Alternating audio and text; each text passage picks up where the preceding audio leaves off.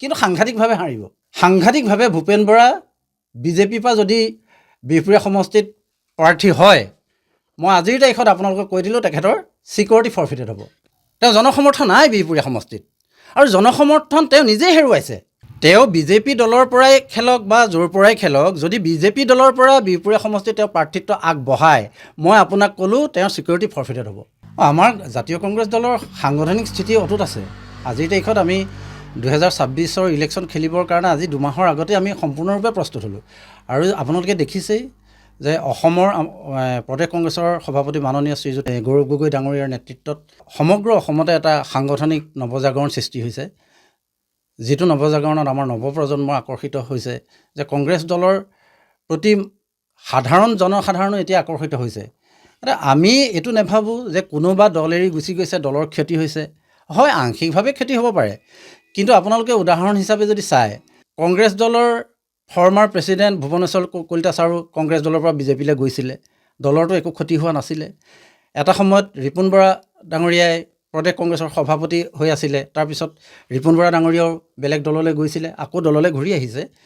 কিন্তু এতিয়া কোনোবা গৈছে, সেইটো আমাৰ কিবা ক্ষতি হ'ব বুলি আমি নাভাবোৱেই। ঠিক আছে, আমি তেওঁক আদৰণি জনাইছোঁ, কিন্তু সাংঘাতিকভাৱে হাৰিব। সাংঘাতিকভাৱে ভূপেন বৰা বিজেপিৰ পৰা যদি বিহপুৰীয়া সমষ্টিত প্ৰাৰ্থী হয়, মই আজিৰ তাৰিখত আপোনালোকক কৈ দিলোঁ তেখেতৰ ছিকিউৰিটি ফৰফিটেড হ'ব। বিজেপি বুলি নহয় যে ইয়াত বিজেপিৰ কথাটো নাই, যে আপোনালোকে সুধিছে যে ভূপেন বৰাৰ স্থিতিটো কি হ'ব, ভূপেন বৰাৰ সমৰ্থন কি আছে, যে যিটো সমষ্টিত তেওঁ জনসমৰ্থন হেৰুৱাই পেলাই বেলেগ এটা সমষ্টি তেওঁ পচন্দ কৰি লৈছিলে। বিহপুৰীয়া সমষ্টি কংগ্ৰেছ দলটোক তেওঁ পিতৃহাৰা মাতৃহাৰা কৰি এটা বেলেগ সমষ্টিত সংগঠন কৰিলেগৈ। সেই সংগঠন কৰা সমষ্টিটো তেওঁ পৰিত্যাগ কৰি এতিয়া বেলেগ এটা স্থিতি গ্ৰহণ কৰিছে। গতিকে তেখেতৰ স্থিতি সবল বুলিতো আমি নাভাবোঁ। আৰু ব্যক্তিগতভাৱে নহয়, কিন্তু বিজেপি দলততো তেওঁ শক্তিশালী হ'ব। তেওঁ বিজেপি দলৰ পৰাই খেলক বা য'ৰ পৰাই খেলক, যদি বিজেপি দলৰ পৰা বিহপুৰীয়া সমষ্টিত তেওঁ প্ৰাৰ্থিত্ব আগবঢ়ায়, মই আপোনাক ক'লোঁ তেওঁৰ ছিকিউৰিটি ফৰফিটেড হ'ব। তেওঁ জনসমৰ্থন নাই বিহপুৰীয়া সমষ্টিত, আৰু জনসমৰ্থন তেওঁ নিজেই হেৰুৱাইছে। গতিকে ভূপেন বৰা ব্যক্তিগতভাৱে মোৰ লগত তেনেকুৱা শত্ৰুতা তেনেকুৱা কথা নাই, কিন্তু তেওঁ দলীয়ভাৱে যিখিনি কাম কাজ কৰিলে সাংগঠনিক দিশত, যে প্ৰত্যেক কংগ্ৰেছ কৰ্মীয়ে ক্ষুণ্ণ হ'ল।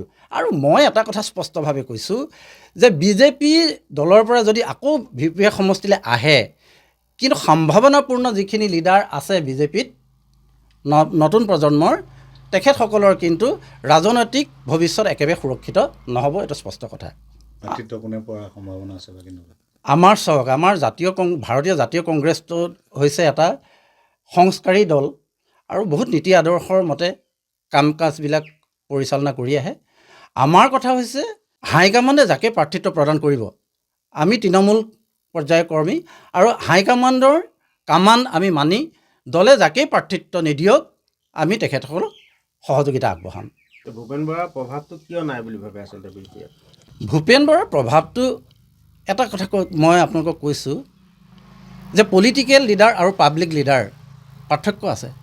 ভূপেন বৰা ডাঙৰীয়া যেতিয়া 2006 চনত নিৰ্বাচন খেলিবলৈ আহিছিলে, আমি কৰি থোৱা সাংগঠনিক ভেটিত তেওঁ জয়যুক্ত হৈছিলে। তাৰপিছত পৰ্যায়ক্ৰমে তেওঁ 11টো আমাৰ ভাৰতীয় জাতীয় কংগ্ৰেছ দলৰ বেনাৰত তেওঁ জয়যুক্ত হৈছিলে।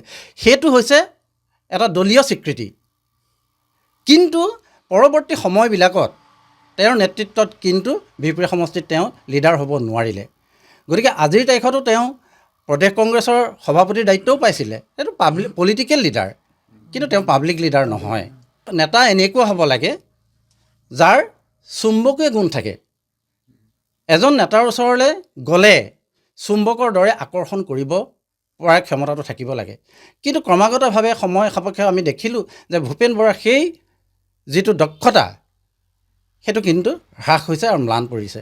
গতিকে সেইকাৰণে আমি দৃঢ়তাৰে কৈছোঁ যে বিহপুৰীয়া সমষ্টিত যদি তেখেতে ভাৰতীয় জনতা পাৰ্টীৰ পৰা প্ৰাৰ্থিত্ব আগবঢ়ায়, আমাৰ কংগ্ৰেছ দলৰ কাৰণে কোনো প্ৰত্যাহ্বান নহয়। সেই প্ৰত্যাহ্বান আমি অনায়াসে দূৰ কৰিব পাৰিম, আৰু আমি ভাৰতীয় জাতীয় কংগ্ৰেছ দলৰ আমাৰ প্ৰাৰ্থীজনক আমি জয়যুক্ত কৰোৱাত বৰঞ্চ সহায়হে হ'ব।